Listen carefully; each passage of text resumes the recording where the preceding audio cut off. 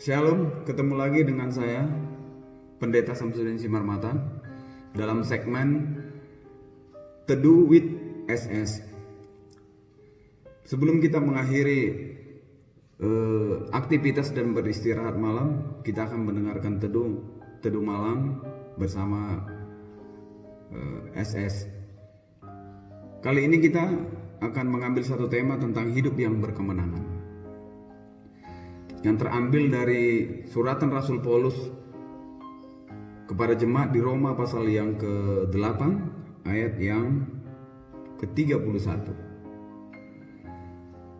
sampai yang ke-32. Saudaraku yang dikasih oleh Tuhan, kalau kita berbicara tentang hidup berkemenangan, adalah satu dambaan yang kita harapkan sebagai orang-orang percaya. Tidak ada satupun di antara orang-orang percaya yang tidak mengharapkan satu kemenangan, baik itu dalam ujian, pencobaan, masalah, dalam bisnis, ataupun dalam segala upaya apapun yang kita lakukan dalam perjalanan hidup ini. Tentu kita ingin mengharapkan satu goal, yaitu kemenangan. Sama seperti seorang atlet yang berjuang keras, dia berlatih, melakukan dengan segala banyak daya upaya, dan dia bertanding, dan yang dia harapkan adalah satu kemenangan. Dan kita tahu, untuk mendapat satu kemenangan di dalam kita mengiring Tuhan dalam kehidupan ini, ada rahasia yang harus kita mengerti. Yang pertama, rahasia untuk hidup berkemenangan sebagai orang-orang percaya, yang pertama yaitu yakin bahwa Allah ada di pihak kita. Sebagai orang percaya, kita harus meyakini bahwa Tuhan kita Yesus, Allah kita, kita yakini Dia ada di pihak kita.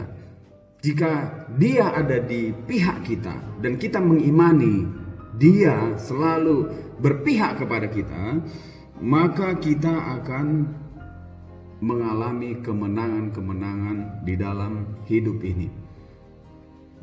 Kita lihat di dalam Roma pasal yang ke-8 ayat yang ke-31 dan ayat yang ke-32.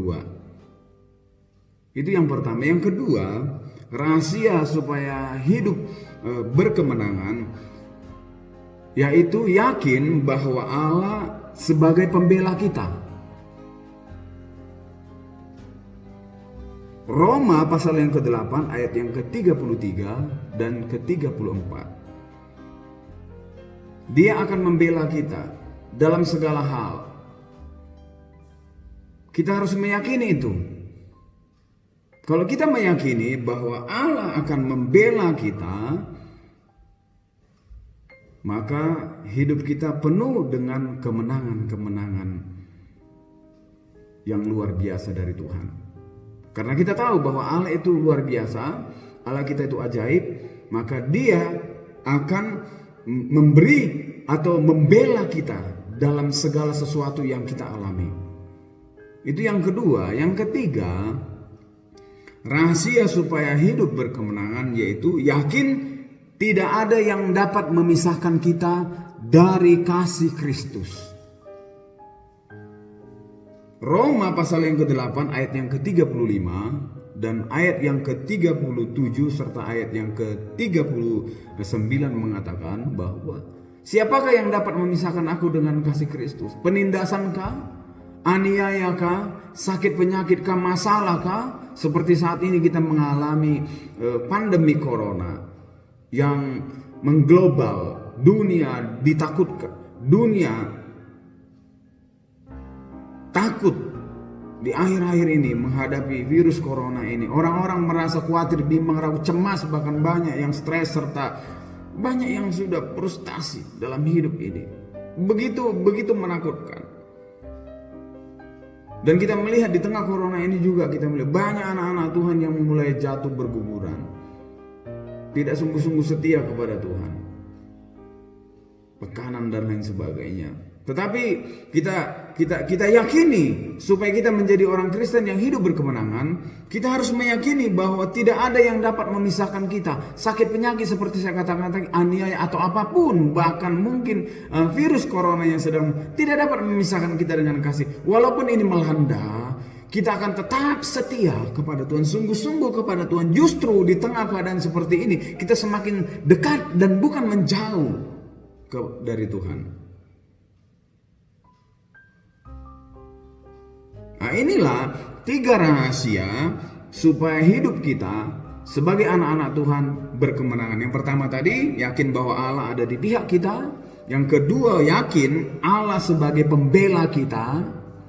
Dan yang ketiga, yakin tidak ada yang dapat memisahkan kita dari kasih Kristus. Tidak ada. Kita tetap dekat dengan Tuhan, apapun yang terjadi dalam hidup ini. Kita selalu dekat kepada Tuhan. Saya yakin dan percaya ketiga hal ini membawa kita menjadi satu pemenang dalam menghadapi pertandingan iman ini. Rasul Paulus mengatakan, aku akan mengakhiri pertandingan iman ini. Kita juga akan mengakhiri pertandingan iman ini dengan baik. Kita akan menjadi pemenang. Terima kasih. Biarlah kebenaran firman yang menguatkan kita. Kita renungkan, kita berdoa kepada Tuhan, dan kita memasuki istirahat malam kita dengan tenang. Dan besok pagi bangun dengan tubuh yang sehat, kembali kita datang memuliakan nama Tuhan. Terima kasih. Tuhan Yesus memberkati kita semua. Amin.